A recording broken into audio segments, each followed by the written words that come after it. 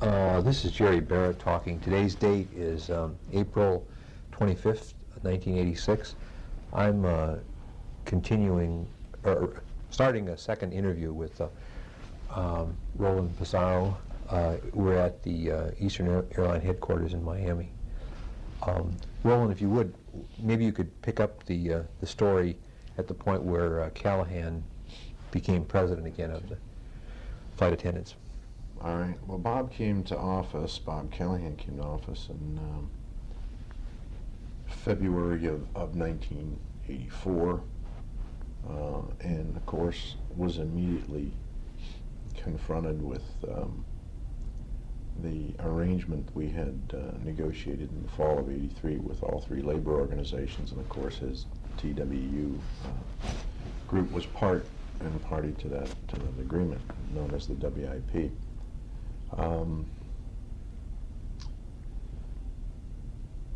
I guess, Jerry, what I have to say about that is that that young man walked into a situation that he had not at all been party to.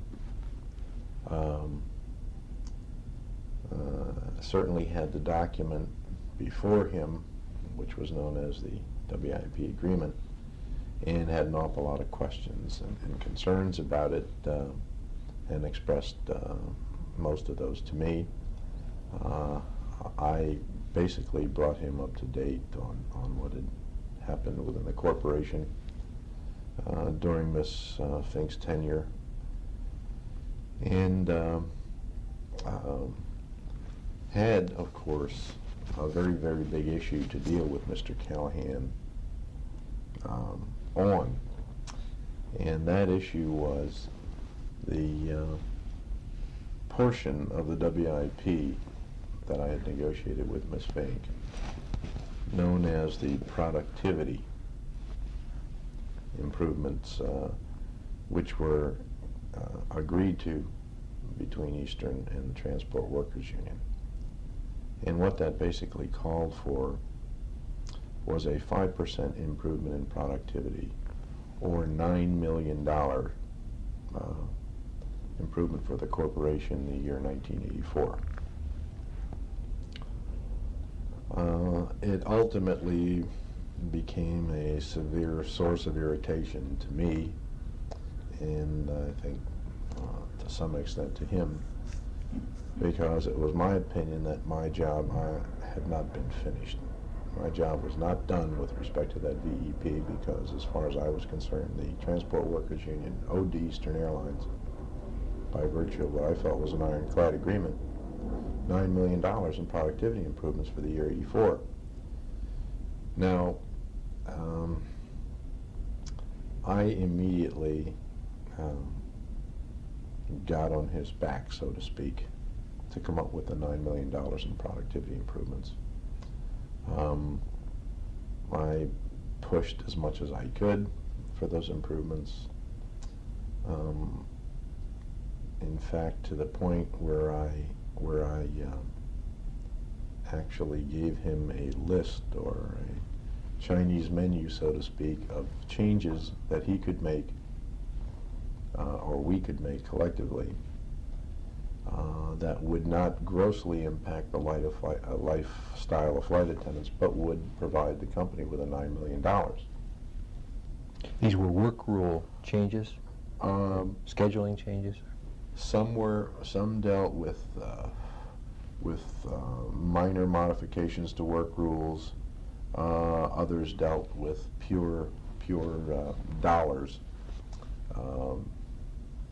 such as possibility of reducing the away base expense allowance. Numerous things. I must have had 2 pages of things that he could have done, or we could have agreed to, that would have fulfilled the TWU's commitment, in my opinion. He never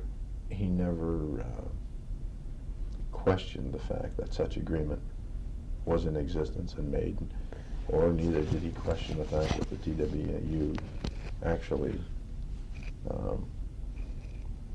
owed Eastern the $9 million that we'd agreed to.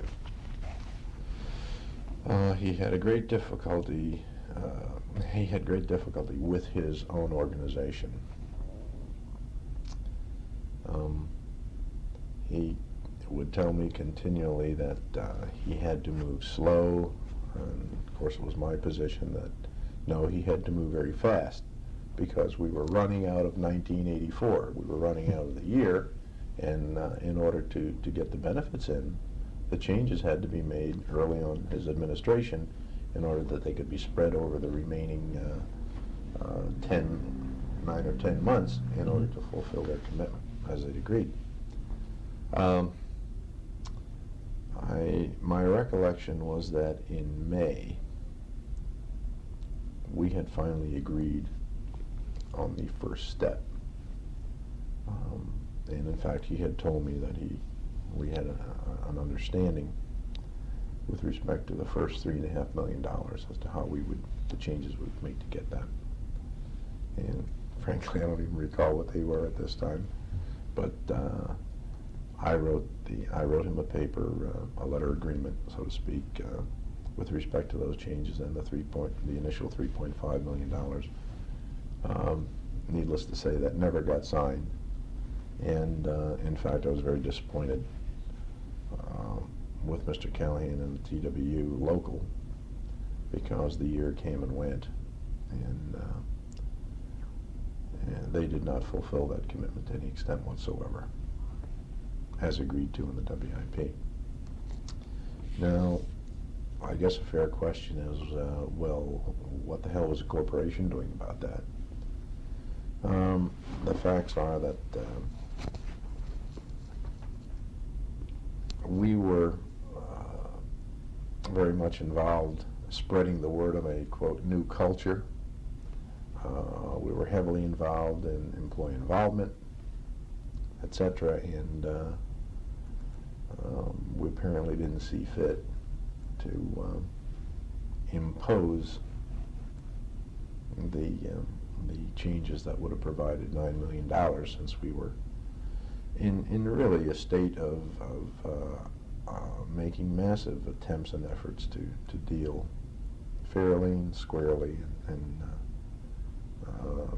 rationally with organized labor. Nevertheless, they did not fulfill that commitment, and we did not get the $1 million, and in my opinion, that was left as a source of irritation between the parties.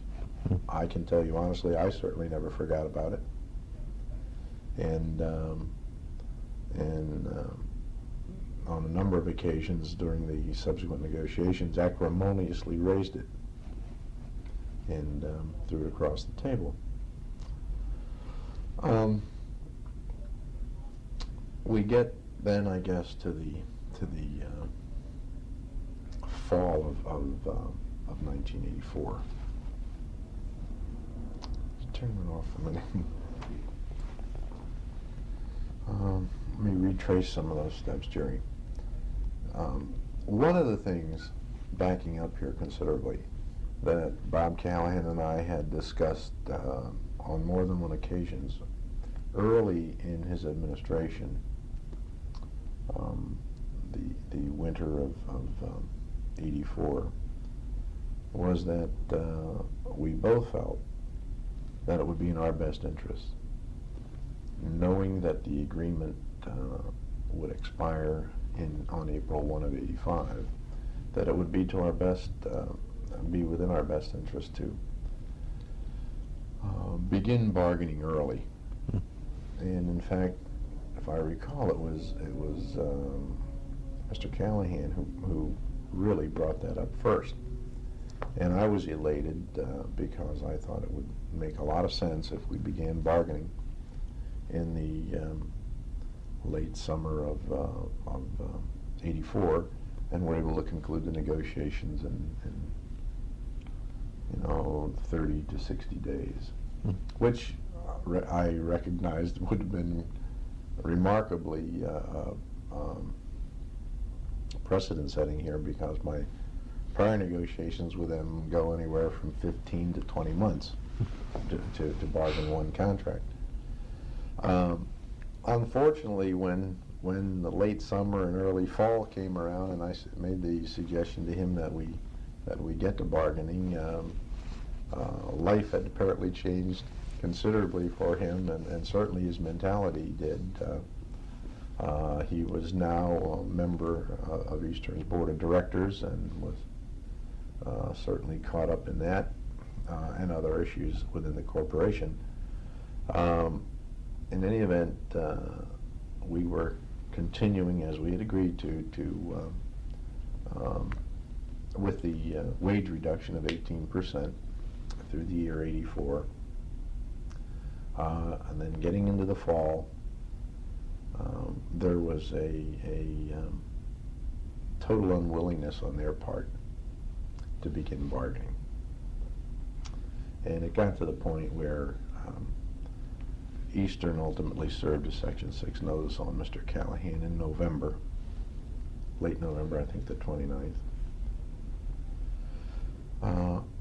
Only and expressly for the purpose of his being able to advise his executive board and his organization and his structure that in fact the corporation had served a notice on them, and it was appropriate in time to begin the bargaining. He, of course, viewed that exclusively as an attempt by the corporation to extend the status quo period under the Railway Labor Act and continue deducting the 18% into '85.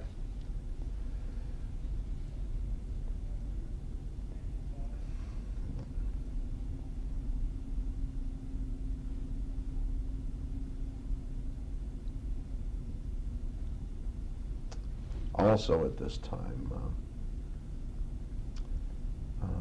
the other IR people on the property were talking to their organizations. Jack Johnson with the IM and Al Gibson with pilots.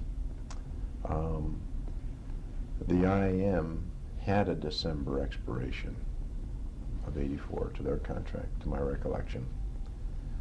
So the service of a Section 6 notice on them was appropriate and timely and of no real consequence. However, the pilots adopted the same stance as Mr. Callahan with respect to the Section 6 notice, and that was that it was fundamentally premature. He began making noises that they would not bargain under that notice because it was not proper notice under the Act. And unfortunately, we spent, November and December, which would have been much better used in a bargaining situation, as opposed to this argumentative situation that we had going as to who was right with respect to Section 6 notices and just what did the future hold. Nevertheless, we did an awful lot of back and forth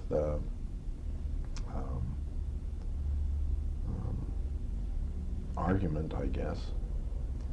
And unfortunately, November came and went. There was virtually no bargaining.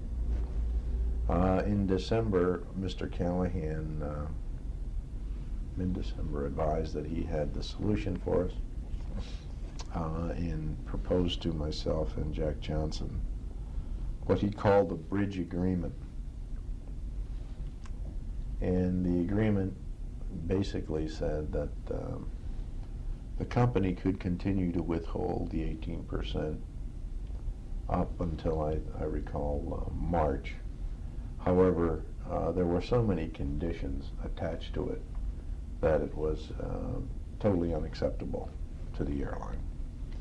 And Mr. Callahan at even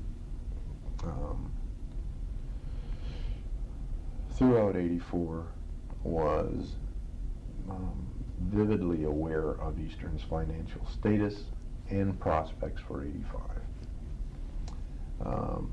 It was not a case with Mr. Callahan in 84 and 85, as I had in 83 with Ms. Fink. Mm. Mr. Callahan had a clear understanding of the finances of the corporation, had a clear understanding of what we were faced with competitively and at virtually every avenue of the operation of the corporation. That was not the problem with him.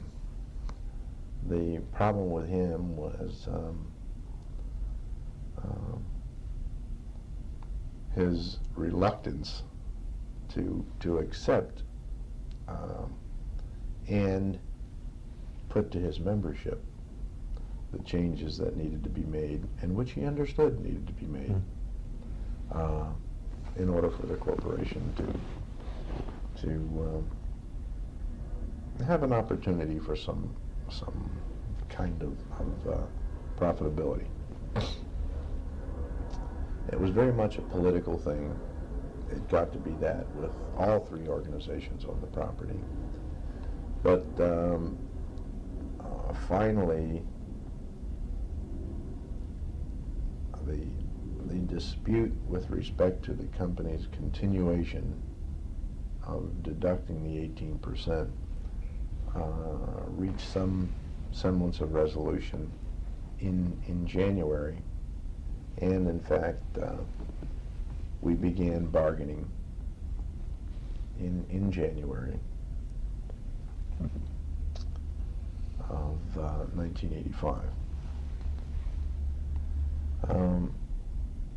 Initially, we were faced, and had told the unions we were faced with a February 1 default deadline in the event we were not able to get relief on certain of our covenants. And the relief, of course, was predicated on the corporation having in place concessionary labor agreements with its three major unions. And in fact, my recollection is the February 1 default date actually had been January, but was but our finance people were able to get that moved back for 30 days. Well, the actual bargaining, to my recollection, began sometime around the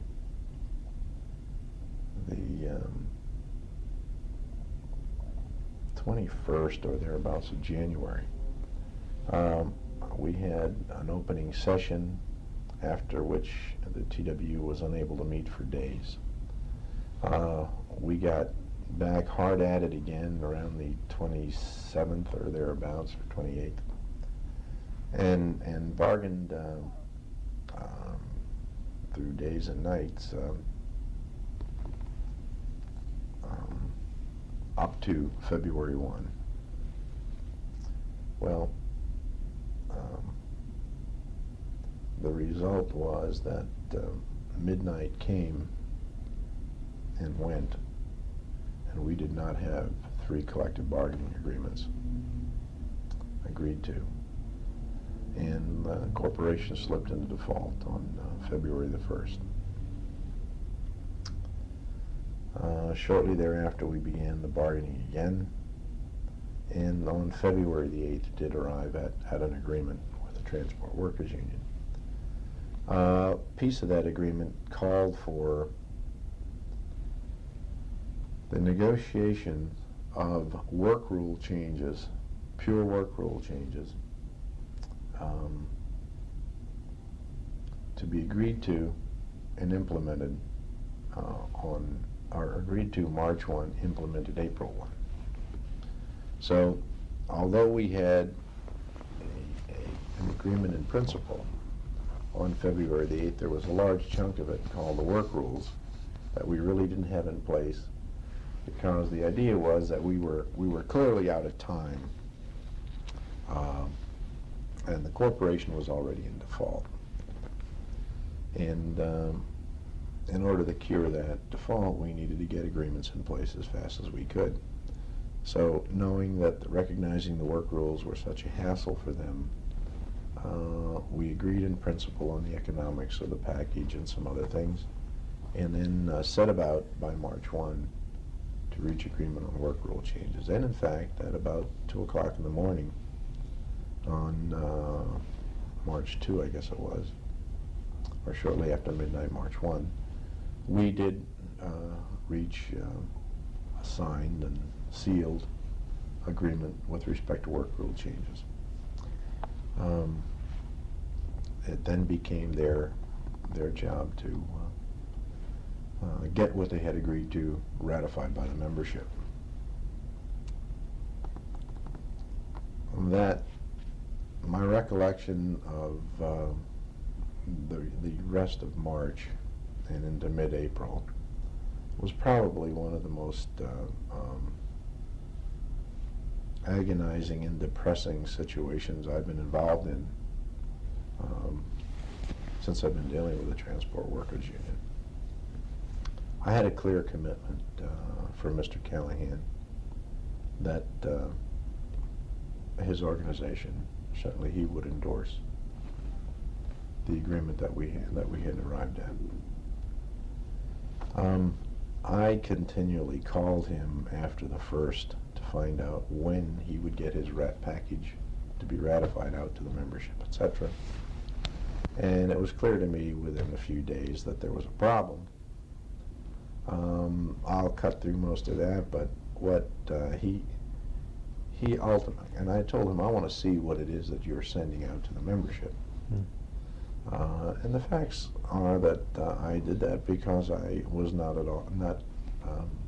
totally trustful of the committee, some of the members of his committee, and certainly some of his executive board members. Well, that all culminated, I guess, on a Sunday night.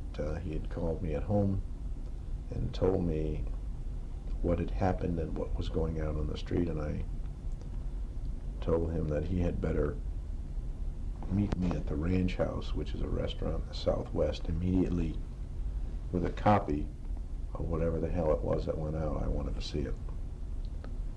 Well, needless to say, I was so upset by what his committee had done and what I felt he was party to as the president of that organization.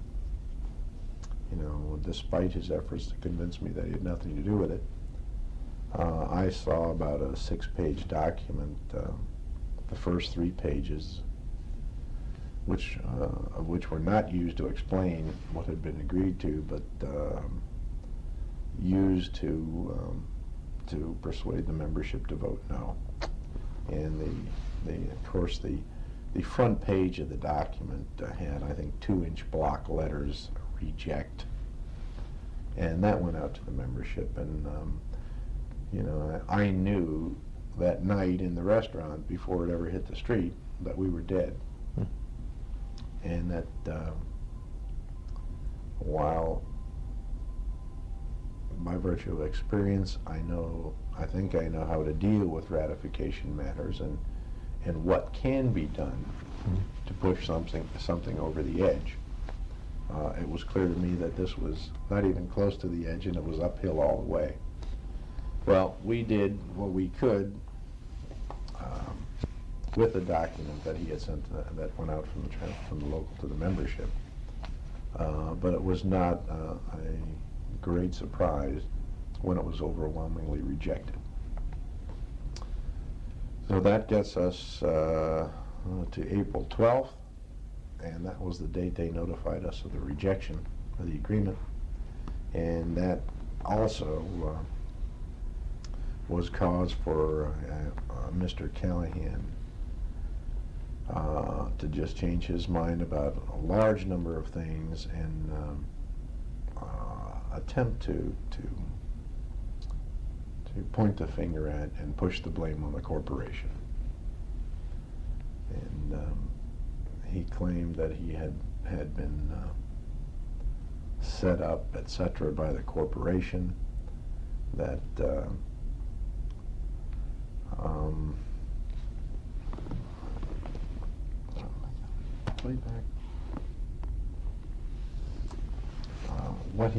what he was complaining about was that he was left politically very vulnerable by the corporation because he had been forced into accepting and sending out to the membership a concessionary agreement that had no opportunity to be ratified.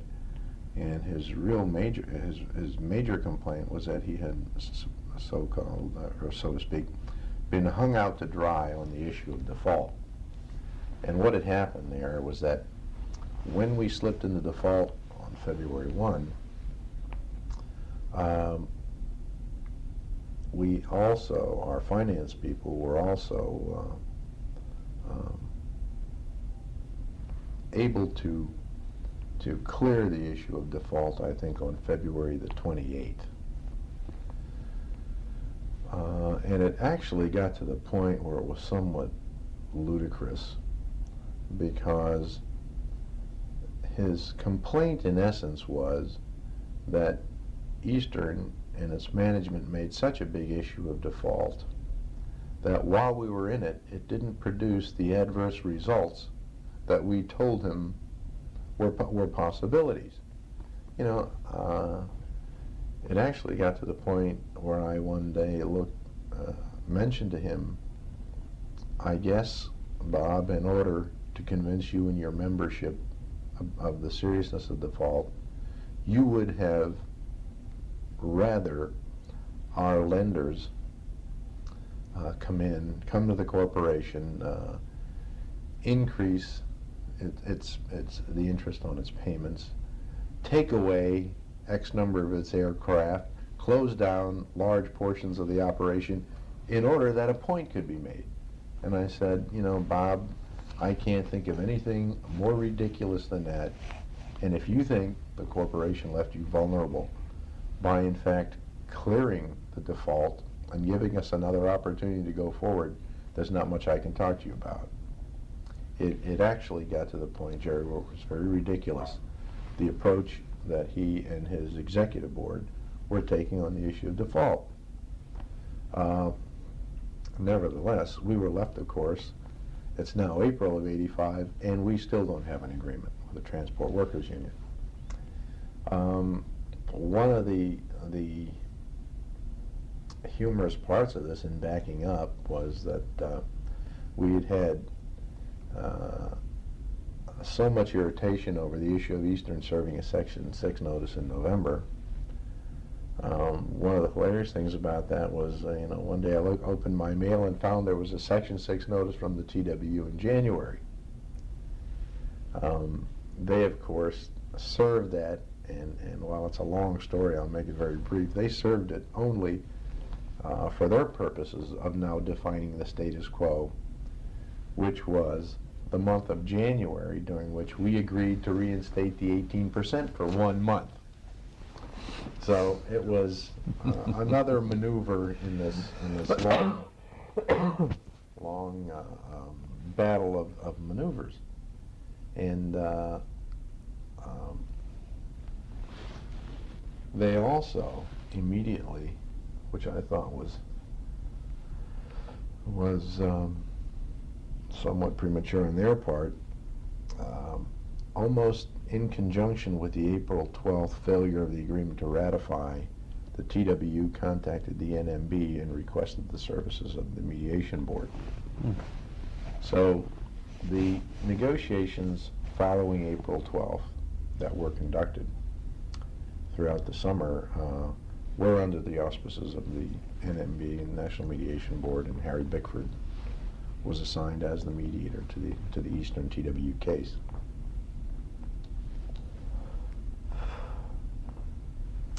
My recollection is that there was not a great deal of intensive collective bargaining done from April forward. One of the reasons was that it was very difficult to get the TWU to meet. We go through the summer without an agreement, and into the fall. And mind you, of course, we're continuing to deduct the 18% from the flight attendants.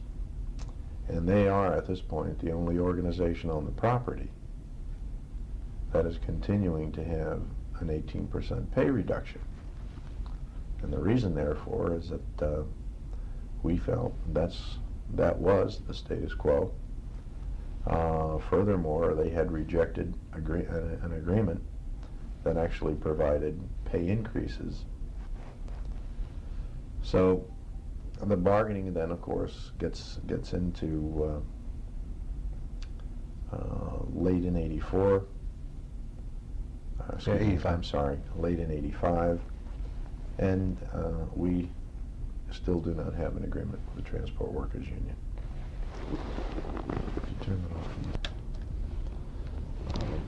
One of the reasons there was very little meaningful bargaining conducted throughout the summer and into the fall was that my opinion is that the local was to some extent in disarray. They had some internal problems, plus they no longer wished to be represented by the consultants that were on the property and had formerly been representing them, and in fact told the corporation that they were changing consultants, and did so. And there was at least there was approximately a 6-week to 2-month lag or down time in there, during which we in the management spent educating their new consultants on the flight attendant agreement and the workings of the corporation, etc., financially and from other aspects. Can you talk just a little bit about the consultants? Who were they and why were they here to begin with?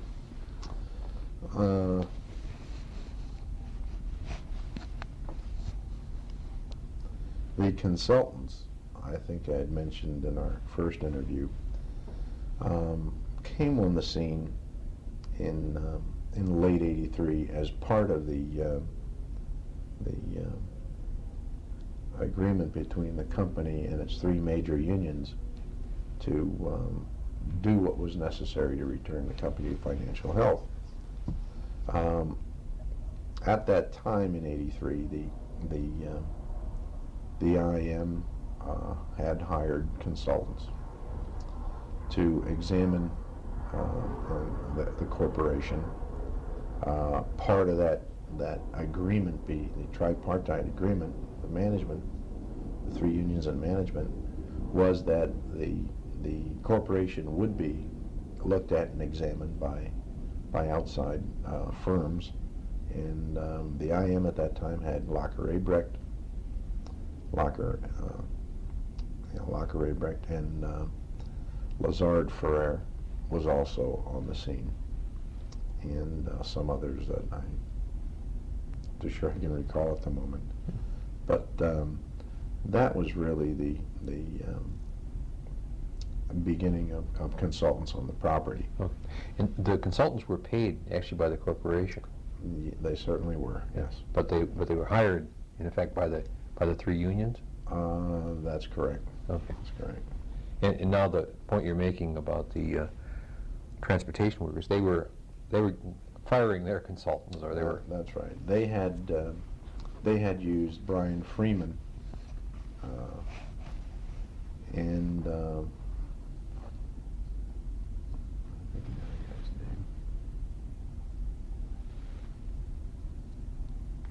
and David Pickford, who was an employee of Brian Freeman's. Mr. Callahan and his people early in '84 used Freeman and Pickford, and in fact used them throughout the negotiations in '84. They became disenchanted with Freeman and Pickford, and I advised the corporation, as far as they were concerned, they were fired. I guess the humorous part of that is it's difficult to fire somebody when you're not paying them, but apparently they did. Nevertheless, they did tell us that they were disenchanted with the Freeman organization and had hired a group out of Boston, consulting firm by the name of Their initials were ICA. I think it was the Industrial Cooperative Association or something like that. So we got to meet their new consultants and, of course, spend considerable time with them, educating them, especially about the manning of the airline from a flight attendant point of view, how we do the manning and things like that. With their new consultants, they I think in October, my recollection was October 17th of 85, presented to the company the first comprehensive proposal that they had submitted in months. And with the financial status of the corporation at that time, and knowing what we were faced with, their proposal was another unmitigated disaster. I mean, it called for increases to the extent that we had no interest in them at all. It modified, and they actually, I guess the best explanation is, while we were going in one direction, this proposal proposed to go in another. Instead of being concessionary in nature, it was in fact expanding on what I thought at that time were poor work rules already as far as the corporation was concerned, and contained increases. I think we took a look at it and stopped costing it out somewhere in the area of incremental costs of $70 million. And so I simply told them at the bargaining table that their proposal was totally unacceptable and clearly out of line with what I felt our direction needed to be. The company then advised them, their committee and the mediation board, that we would counter that proposal, and in fact did in November. And my recollection is that on the 19th of November we had a session that was attended by the TWU and their hierarchy, and was the first involvement of Joe Leonard in our negotiation with the TWU. And on that date, Mr. Leonard went to the bargaining table with us to open the session with a sobering and pointed speech as to what Eastern's situation truly was and what needed to be done. And he advised the committee that I had, or would be the following day, presenting to them a comprehensive proposal that represented a totally new concept in the flying lives, so to speak, of flight attendants. And of course, the next day we did that. We put on the table for the TWU a proposal that eliminated what we know as credit time, which is pay for time, for non-productive time. That's been a part of our labor agreements and the pilots' labor agreements for 100 years, and is the same basically throughout the industry. And the proposal that we put on the table to them severely modified work rules and altered wage rates, eliminated many of the pay-related items that they'd been accustomed to in the past, and would have increased productivity around, of flight attendants remarkably. That proposal set them back considerably. They just had a very difficult time both understanding it and even thinking that we would even propose such conditions. The conditions, as we saw them, were certainly not that as radical as they had made them, but they as an organization did use that proposal to grossly mislead the workforce. When we put that proposal on the table, we had figured a system average at Eastern of about, well, system average meaning flight attendants working in a given month X number of days, and that system average was basically throughout all seniority levels at about 14 days. The proposal that we put on the table would have increased that to 16 days per month. I didn't personally happen to think that was an onerous proposal, knowing certainly that we could not live with the kind of block hour utilization we've been getting from flight attendants here for quite some time. And that was the whole idea here, was to improve block hour utilization of flight attendants. They did, of course, make or use the proposal to in the next few months mislead the workforce terribly. They never really countered with anything meaningful after November the 19th. Their reluctance to do so caused me to begin requesting from the mediation board a release from the mediation process, which under the Act would have begun the 30-day clock or the cooling off period. Finally, on I think December the 20th, the mediation board did release the parties, and the corporation rejected the proffer of arbitration, and the 30-day clock started running. During that period, unfortunately, there was virtually no meaningful bargaining. The union committee did not, to any extent, put together anything that resembled a comprehensive counter proposal, and that clock ran out, of course, on January 20th, and in a bargaining session on January 20th,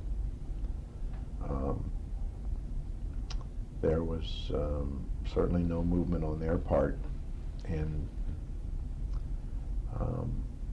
I notified the Transport Workers Union, I think shortly after midnight on January 20th, of the corporation's intention to impose its last offer, which was this new concept that we had formulated and proposed to the TWU. Had it been modified at all since December when you first proposed it, or November when you first proposed it? Or was it basically the same? Absolutely. No, my recollection is it was virtually the same. Okay. Same. They, as I said, made no counter proposals with respect to that, and frankly, there was a clear willingness on our part to make some modifications. Had they shown any interest whatsoever, or made any counter proposals whatsoever with respect to that. The reason they didn't, of course, was that they were insisting that we withdraw that proposal and return to the Blue Book and modify it, which was our basic agreement. We'd had experience with that back in March. We made those modifications in March of '85, and it failed to ratify overwhelmingly. So, we've had experience with that. That didn't work out very well, and we stayed with what we had proposed, and in fact imposed those conditions on January the 20th.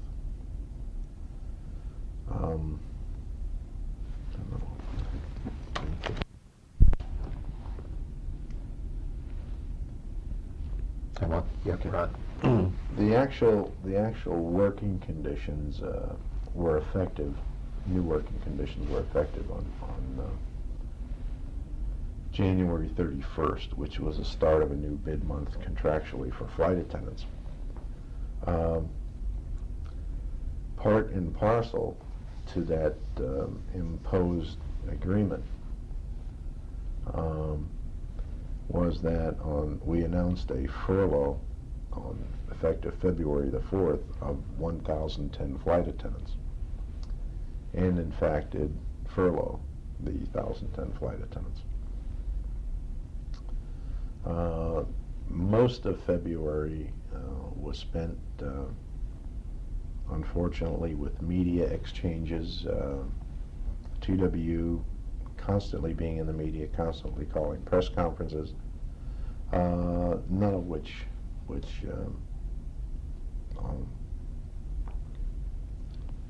did much good for the corporation.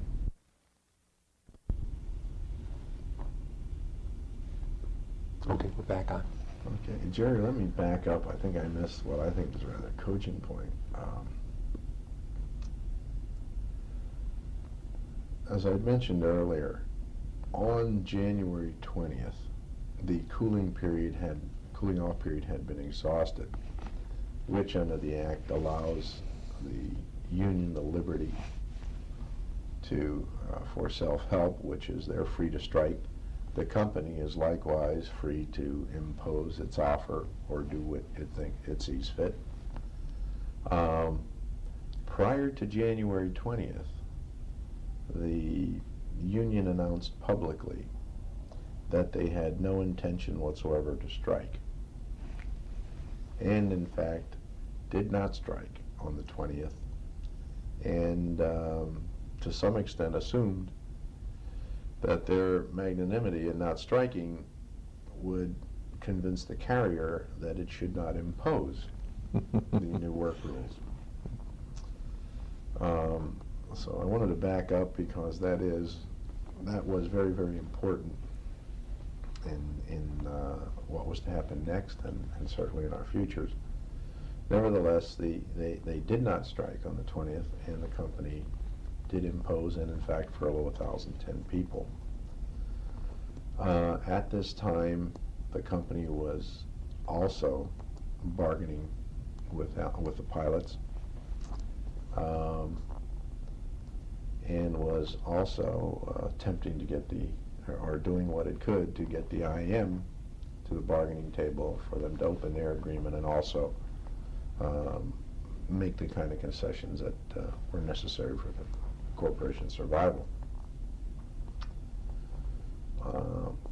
Going back to what I had said earlier, much of February was spent with the TW and Eastern in the headlines around the country, which had a clear effect on our advance bookings. And with the traveling public clearly aware that we had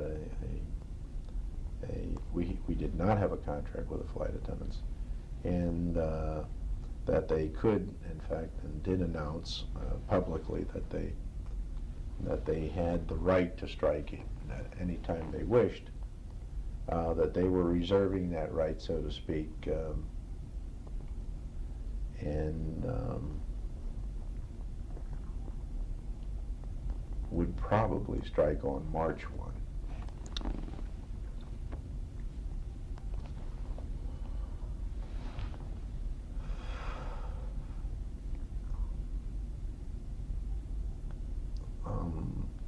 Sometime around the 21st of February is my recollection that the corporation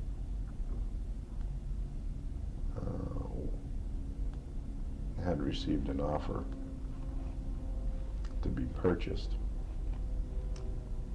and that the fact that somebody was very much interested in purchasing this company was communicated to our labor organizations.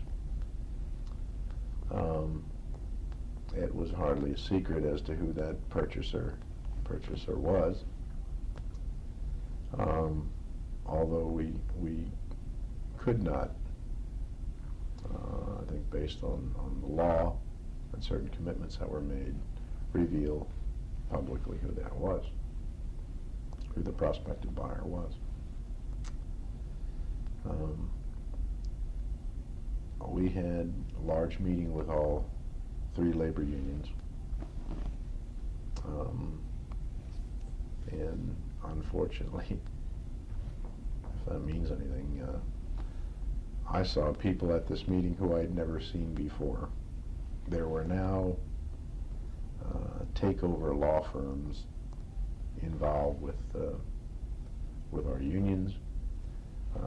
There were lawyers and people all over the property who I had never seen before, and to me it was very sad scene for me personally, and it was almost like vultures circling, and that's basically one of my recollections of that scene. I really felt like the vultures were circling, and the carcass was sitting down there about to be picked clean.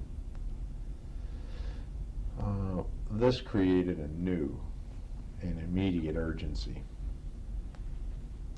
and Frank Borman was very candid with the 3 labor organizations in both the private session that I brought Mr. Callahan to with Frank Borman, and the open session with all 3 labor organizations. And basically he told the people in that room that the board of directors would be on the property very shortly, that there was an offer, and in fact they may have been on the property at that time, I don't really recall, but that there was an offer made for the corporation, certainly one that could not be rejected out of hand, that the board of directors was vitally involved in examining that offer, and that we were really at the point where we either fix it, sell it, or Chapter 11 it. And those 3 alternatives were communicated clearly, succinctly in the meeting that I attended.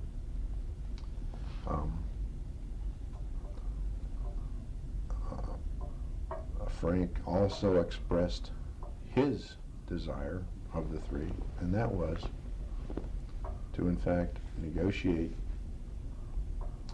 programs and agreements that would allow the corporation to be competitive, as opposed to the alternatives of selling the corporation off or putting it in Chapter 11. So with that, we set about to bargain within hours after that meeting. We had Walter Wallace now in attendance, who's the chairman of the National Mediation Board. And we set up sessions for the Sheraton Hotel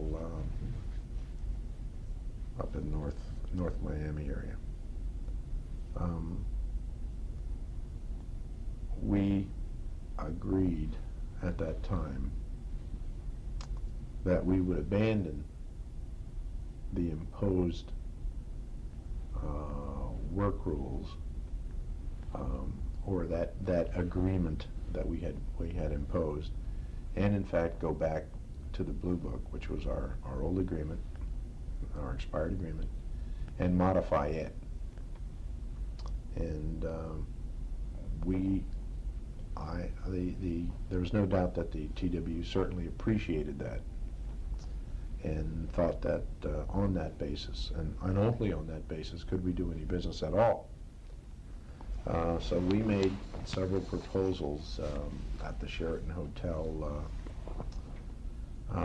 Unfortunately, what happened there was disturbing to me, was that we did not meet face to face, or even in separate mediation sessions to any extent, because there was a period of some 24 plus hours during which the union was meeting with takeover lawyers, and this was all being coordinated between the pilots and the takeover lawyers and the TWU, and I clearly recollect a session or so that was set up for us to negotiate, but was preempted by lawyers coming to the negotiations and requesting a meeting exclusively with the TWU negotiators and their international officers. So unfortunately, the kind of bargaining that should have been taking place clearly was not, because they apparently had their own program going. In any event, I think on the evening of the 23rd of February, Joe Leonard came to the hotel sometime around 6 p.m. and we finally got at least negotiations and separate sessions with the mediation board conducting negotiations by going back and forth between the parties. While back here in Building 16, there was a major and more important negotiations going on, and that was between Texas Air and Eastern Airlines.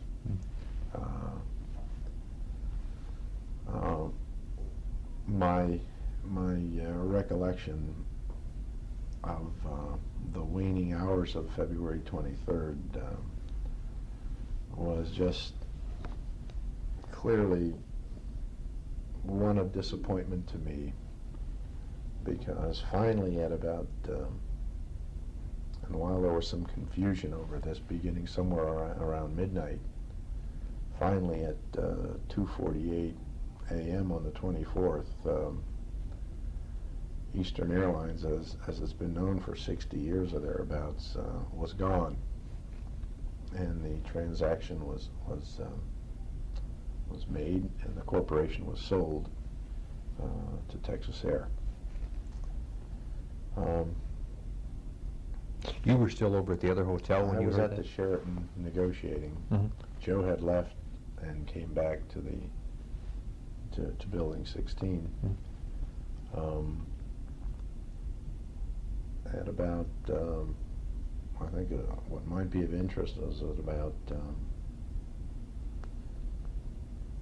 2:30 or thereabouts, the TWU had made another proposal that was brought to me by the mediator, or that I went and got from the mediator, brought back to our room, and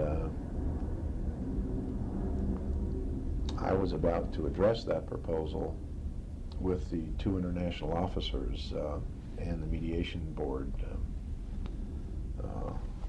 solitary, alone rather, as opposed to in committee. Mm-hmm. And I'll never forget, I was walking down the hall, and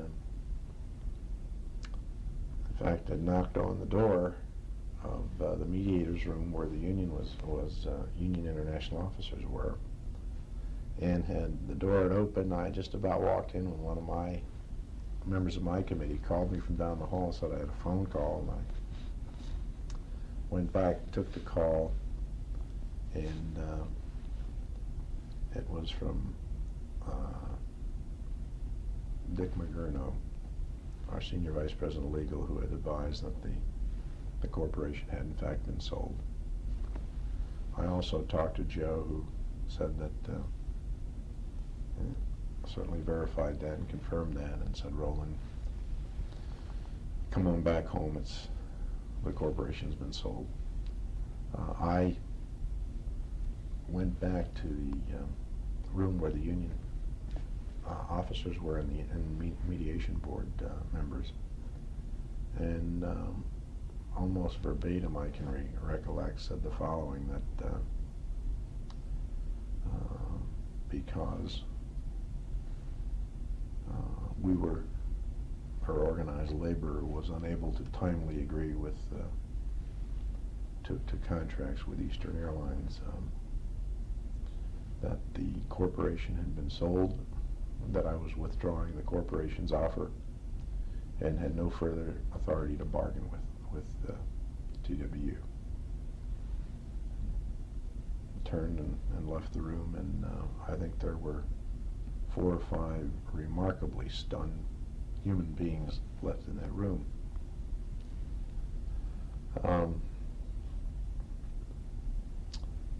On the, I think that was a Sunday morning. Monday, we were now owned by Texas Air. Tuesday, we actually went back to bargaining. Jeez. And in fact, we're now bargaining as members of Texas Air Corp.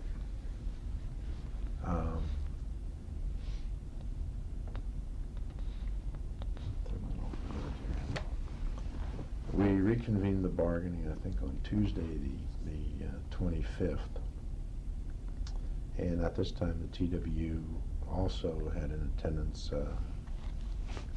their president, John Law, of the Transport Workers Union.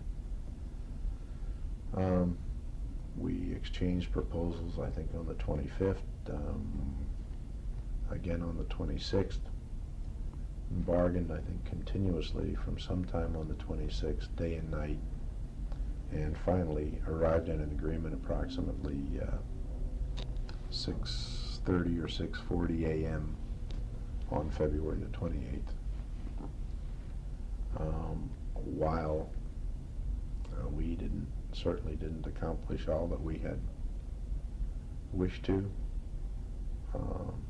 or in fact needed to, we did make, in my opinion, some very great strides. We made some modifications that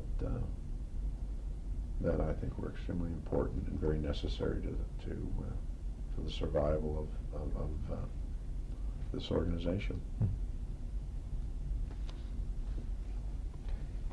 And has that been ratified? Sorry. Huh? Absolutely, yeah.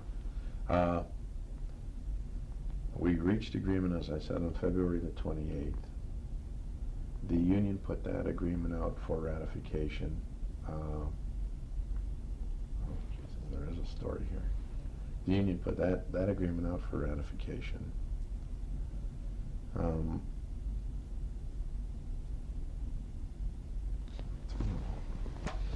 Jerry, let me back up here. There's something that I missed that becomes very, very important. Going way back into December of '85, there was a ruling on the TWU suit against Eastern that had been filed a year earlier, that dealt with the companies deducting the 18% through the year '85. Well, that thing finally was ruled on by a magistrate, I think on December the 27th, and the ruling was a summary judgment in favor of the Transport Workers Union. The judge who actually had the case did not go along with that ruling, and in fact set the matter for trial. And that case was tried, I think, during the month of January, replete with witnesses and testimony and the whole bit. The judge, seeing the way the corporation was going, and who had an honest and sincere interest on the potential impact on the community in the event Eastern didn't make it or something happened to the corporation, decided to withhold his decision, clearly in hopes that the parties could resolve that issue also along with the negotiations. And I think that the reason I insert that now is because that becomes important as to what's happening even up through today. But moving forward now, the union did send out what was agreed to on February 28th to the membership for ratification. Shortly after their ratification package and the contract to be ratified was in the hands of the membership, there came a number of questions as to, quote, what truly was agreed to. And we had a number of meetings in which there was some serious disagreement as to what had been agreed to. Not only in the work rule area, but the major issue then became one of what was agreed to when the parties thought that they had arrived at a settlement of the lawsuit. Because we did, in fact, negotiate a resolution to the lawsuit in the 18% issue the early morning hours of February 28th. Well, there came a great question as to just what that agreement was with respect to the class that would be paid. The company felt that it had made a clear proposal, and that proposal was to pay only those people on the payroll on the date of ratification. The union said that's not what they agreed to, and that they had actually negotiated the inclusion of all of those who had quit and retired or resigned throughout the year 1985 up through 86. And looking at it from our point of view and the numbers involved, we had actually lost approximately 540 people over this period of time. And ultimately, that matter went before a judge here in Florida.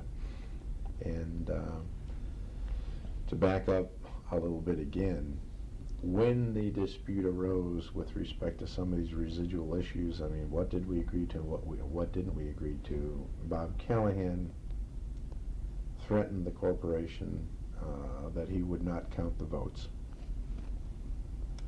The corporation immediately countered with a suit against Mr. Callahan for his refusal to count the votes.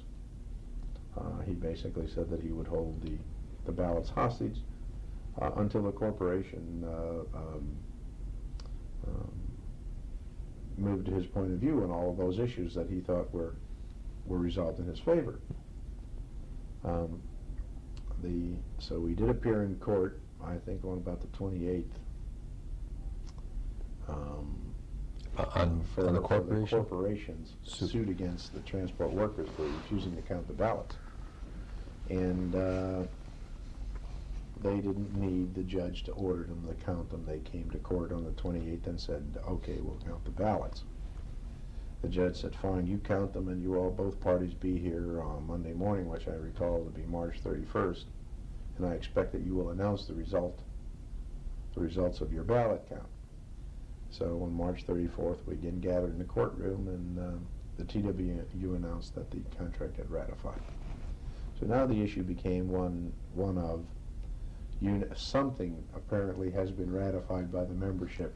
The question now is, between the parties, what is it? And both parties immediately recognized the foolishness in one or the other saying that we didn't have an agreement. That would have been absolutely ridiculous if either they or the corporation would have adopted that position. So neither party wanted to adopt such a position, and both parties wished to express that we did have an agreement. And the issue now was, what is it with respect to certain specific items? And it was our position in the event that the union decided, and they were making such noises at one time, that well, something has been ratified, but we really don't have an agreement. That clearly, that under the Act, that the issues now were minor disputes and would be settled by arbitration and the processes set forth in our agreements, as opposed to a major dispute and the issue having to be litigated all over again on whether or not we had an agreement. So both parties adopted what I thought was a very sensible approach and agreed with in front of the judge that we in fact do have an agreement, and we would work out a method for resolving those issues that the parties felt were in question. And in fact we did that and have decided that on the issues that were purely contractual, that we would have the NMB appoint a neutral or arbitrator who would hear, I think it's 6 limited issues. And on the matter of the resolution of the lawsuit, that in fact would go to trial, and it has been tried. What's the issue there now? What The remains? issue that we tried is who, within the agreement reached by the parties, would receive the 6% one-time lump sum bonus payment to resolve the whole 18% issue in the lawsuit. Okay. Okay. And that was the issue that was litigated last week. Where we are with that is, unfortunately, the judge was unable to begin the proceeding until something like 1:30, and we clearly knew we couldn't finish. So on last week, the company, in fact, did put in and rest its case, and unfortunately, the next day we can all get together again is May 6th, at which time the union will present its case. And that again deals exclusively with the issue of who is entitled to this payment. Is it all of those people who worked during the period from February of '85 through January 20th of '86? Or is it limited to what the company thinks the agreement was, and that is, quote, those people on the payroll on date of ratification? Now that you've gotten those several issues set aside and the process for resolving them, how are relations? Has peace returned, or is it too soon to tell? I think it's. I think the union would like to have somewhat of a contentious relationship. I think, from my point of view, there are some loose ends that need to be handled. Business has got to be continued and ongoing between labor and management at Eastern Airlines. While it may not be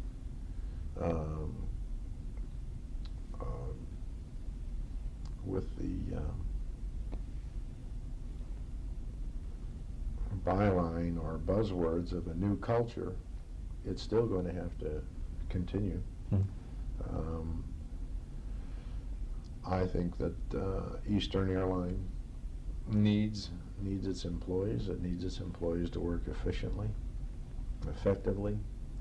I continue to believe that we need to work at every facet of the corporations with respect to finances and continuing to reduce our labor costs. And there's going to have to be a relationship here, whether they or we like it or not. And business goes on. You know, we still have grievance machinery and grievance procedures, and those will have to be handled. We will continue to arbitrate cases. And from my point of view, me and my organization will manage our end of this business. Has the new work rules that are now in effect, has there been a lot of grousing about that, or have the employees slid into them with relative ease? And there has not been a lot of grousing about them. By the way, it's my understanding that this contract was ratified overwhelmingly this time. Interesting. Yes. Their pay has been reduced 20% from the old salary of record. And we've made a lot of the changes that I think were necessary and extremely important to Eastern Airlines. During the negotiations on that Sunday, when the corporation was sold, Callahan was back here in Building 16 because he's on the board of directors. That's correct. So he was not in the negotiations that you were conducting in North Miami. He was not. No, he was not. I understand, although I didn't see it or hear it personally, I understand, I've been told that he was very much involved by communicating with his committee, etc., during the bargaining that was taking place over at the hotel. You mentioned that you were going to meet with the mediator and a couple of international representatives of the transport workers. Who were they? Who were the two individuals? John Kerrigan was the spokesman for the Transport Workers Union negotiating team, and John is there as an international vice president and director of the Air Transport Division for the Transport Workers Union. His associate was George Roberts, who is also an international vice president who resides here in Miami and is responsible for this local. John Kerrigan works out of the TWU home office in New York. Right. Well, is that the usual style of the negotiations, that the president is not the spokesman, but an international representative is? I would say, your question was, is that unusual, did you say, or normal? Normally. Yeah, pretty much so. Bob, the local president usually carries the negotiations as far as he can until you either get involved in mediation or down to the final stroke, so to speak, at which time the international will and can act as a spokesperson. And this time they clearly elected to do so, and that is to have Mr. Kerrigan as their spokesperson. I don't personally know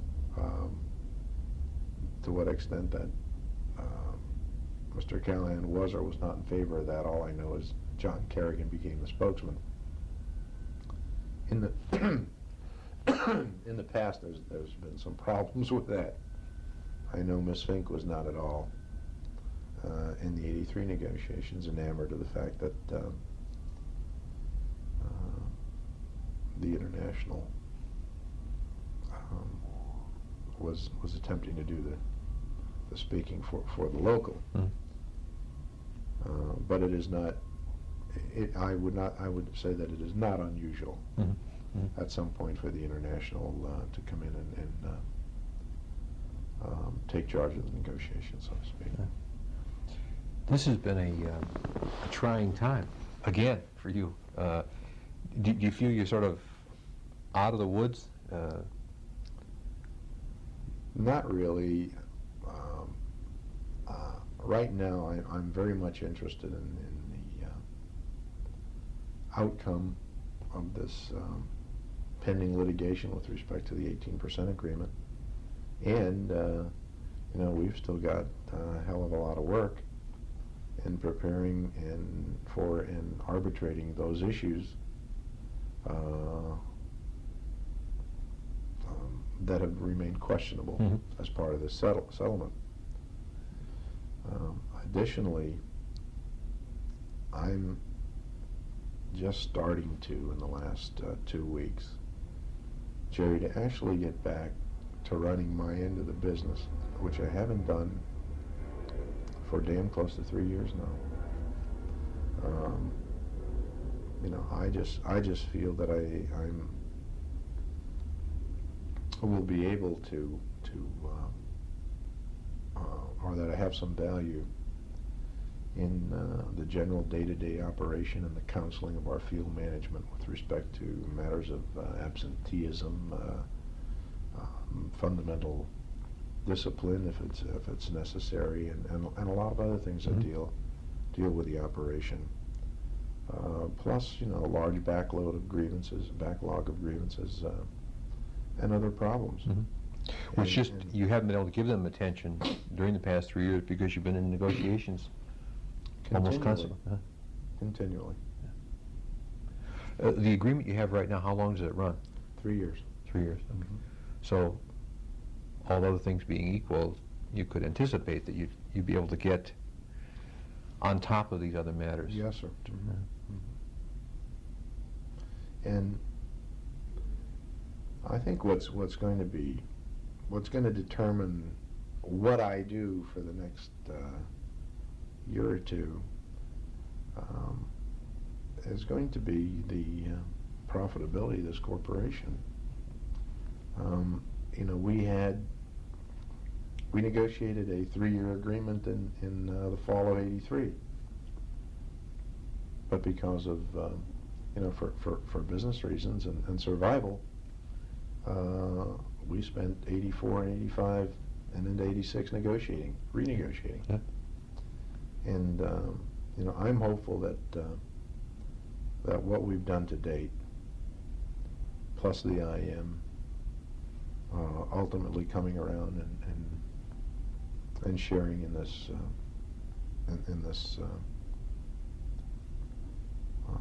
sharing the burden with the rest of the employees, that'll be sufficient to pump some vitality into the corporation and allow us to become continually profitable and not have to knock on labor's door every few hours in order to save the corporation. And I think I don't think there's anyone in the corporation who would tell you that we have all in the management strayed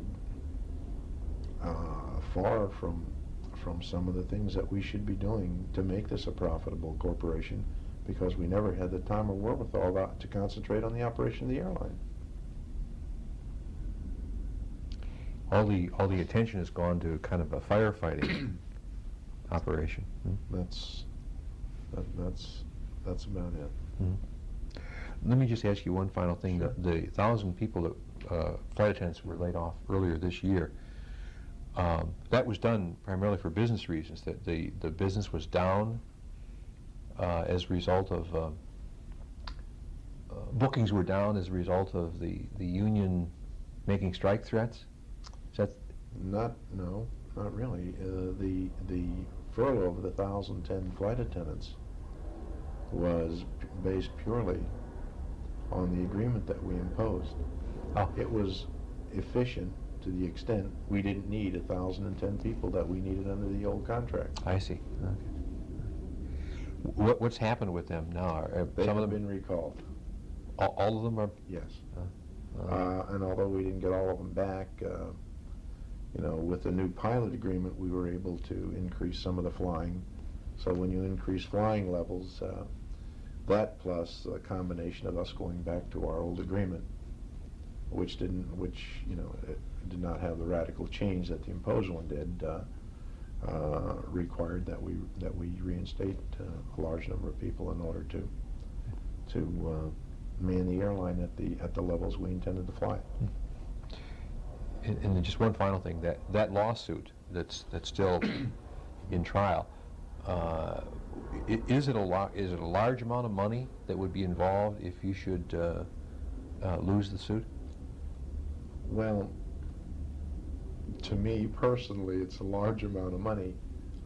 In the overall scheme of things, remember, the TWU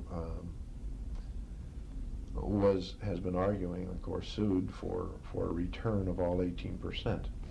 they agreed to accept only 6 of it in a lump sum payment, which would not be placed on the wage scale itself. Okay. So while we're going to pay the 6% to those people who are still employed here, to actually include all those who resigned, retired, or were terminated, you're really looking at between $750,000 and $1 million. Nice. That's a significant amount. Yes, you know, and I don't think they view it as such, because their position in this thing from day one has been that we really owe them $33 million, which is what the 18% represented to them. Oh my. Oh. Well, I should let you go. We've talked all through lunch here. All right. I sure appreciate your time. And No problem. okay. If there's anything else I can do. Okay. I'm just sorry that that events just continue, which tends to cloud up what the hell happened yesterday. You know? Makes it hard to remember that, doesn't That's it? for sure. Yeah. Okay. Well, thank you, Roland. Okay.